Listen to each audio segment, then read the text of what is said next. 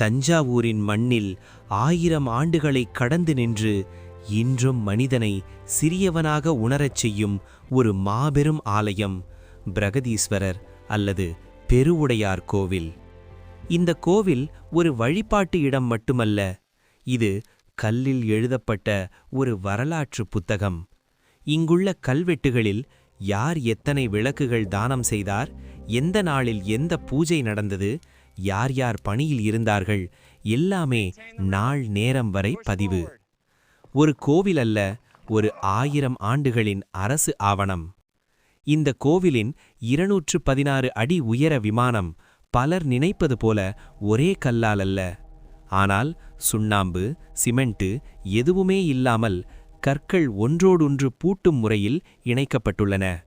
அதனால்தான் நிலநடுக்கங்களையும் கடந்து இன்றும் அசையாமல் நிற்கிறது. மதிய நேரத்தில் இந்த விமானத்தின் நிழல் தரையில் விழாதது மாயமல்ல, கணிதம், வடிவியல், சூரிய கணக்கு. 1000 ஆண்டுகளுக்கு முன்பே கணக்கிட்டு கட்டிய சோழர் அறிவியல். இந்த கோவிலின் மாபெரும் நந்தி ஆரம்பத்தில் இவ்வளவு பெரியதில்லை.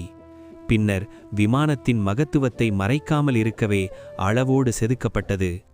இங்கு எல்லாமே ஈசனுக்கு முன்னுரிமை. உள்ளே இருக்கும் சோழர் சுவரோவியங்கள். நீங்கள் பார்க்கும் ஓவியங்களுக்கு கீழே இன்னொரு வரலாறு மறைந்திருக்கிறது. ஒரு ஓவியமல்ல, 2 காலங்கள். ராஜராஜ சோழன் தன் பெயரை இறைவனுக்கு முன்னால் வைக்கவில்லை. அவர் கட்டிய கோவிலில் சிவன்தான் பெருவுடையார். அரசன் சிறியவன், ஈசன் பெருவுடையவன்.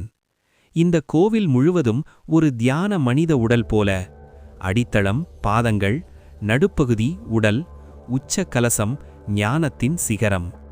கோவிலை சுற்றி வருவது ஒரு தியானப் பயணம். பிரகதீஸ்வரர் கோவில் நமக்கு சொல்லும் உண்மை ஒன்றுதான்.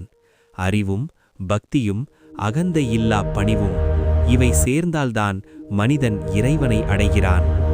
ஓம் நம சிவாய.